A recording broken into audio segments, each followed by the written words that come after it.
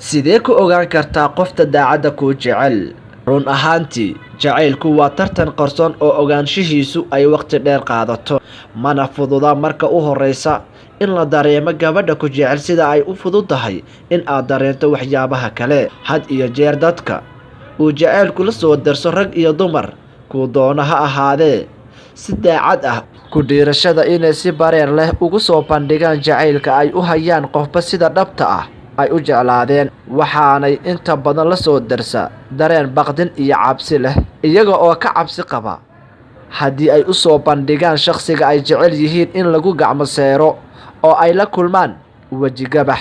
waxaanaad niyadaada ku haysaa in qofka sida dhabta ah jacaylka kuu qaba aanu sinaba kugu soo bandhigi karin, rag iyo dumar kuu doonaba ha ahaadee, waayo mahmaah Ingiliish ah ayaa tiraahdaa true love don't say love each other but they know they do, oo ay macnaheedu tahay labada qof ee sida dhabta ah isku jeceli lagamaba yaabo inuu ku yiraahdo waan ku jecelahay midba midka kale, balse way og yihiin waxa ka dhexeeya, waxayna isku dareensiiyaan waa ficilo aad ka garan karto qofka sida dhabta ah kuu jecel.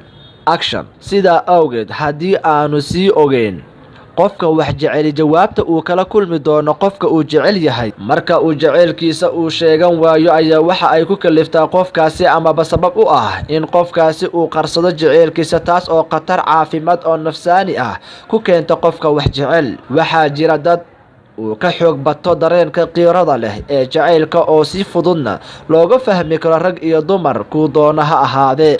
si kastaba ha ahaatee, waxaa jiro dhaqamo iyo caadooyin badan oo u diidaya gabadha ceebna ku ah in ay si fudud ugu soo bandhigto wiilka ay jeceshahay jacaylkeeda iyo waxyaabaha ka dhabta ah ee ay ku dooratay amaba dareenkeeda naf ahaaneed.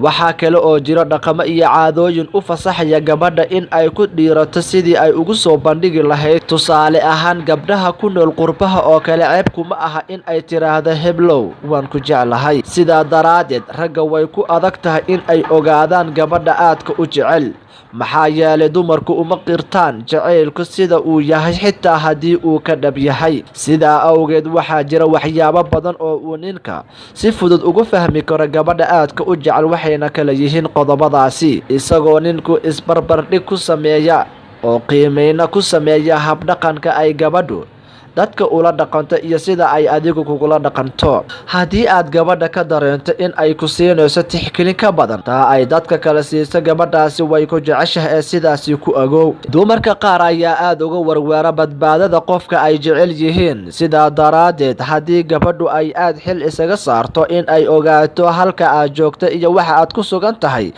iyada oo ku weydiinayso dad xog ogaalku ah, gabadhaasi way ku jeceshahay. haddii gabadha ku jecel aad ku aragto hinaasi, waxaa lagu sifeeyaa aragtida noocaasi ah in ay ku jeceshahay, maxaa yeelay hinaasaha laftiisu waxa uu qayb lixaad leh ka qaataa jacaylka dhabta ah ee ay hayso haweenaydaasi. gabadha ku jecel ee aan kuu soo bandhigin jacaylkeeda waxaa ku abuurma dareen baqdin leh, waxayna had iyo jeer ka warweertaa in ay weydo ninka ay jeceshahay oo uu raaco gabadh kale oo aan iyada ahayn. haddaba haddii aad ka dareento gabadha aad wada sheekaysataan amaba walaaltinimo idinka dhexayso, haddii aad ku aragto astaamahan, waxaa lagaaga baahan yahay in aanaad luminin jaaniskaasi oo aanad dayicin jacaylkeeda ee aad ka faa'iidaysato fursadda qaaliga ah. astaamaha aad aragtay run ahaantii waxa aad si fudud u soo jiidan kartaa una ogaan kartaa, kasban kartaana qalbiga gabadha ku jecel adigoo isku daya